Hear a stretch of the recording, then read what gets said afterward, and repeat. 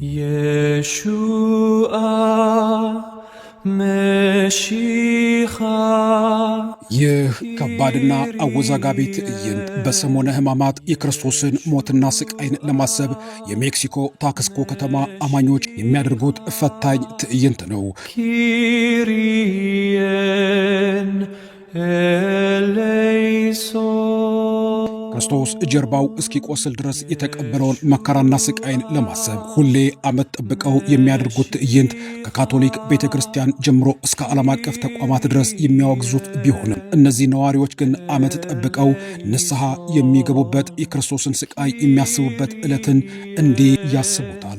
Yeshua Meshicha Kyrie eleison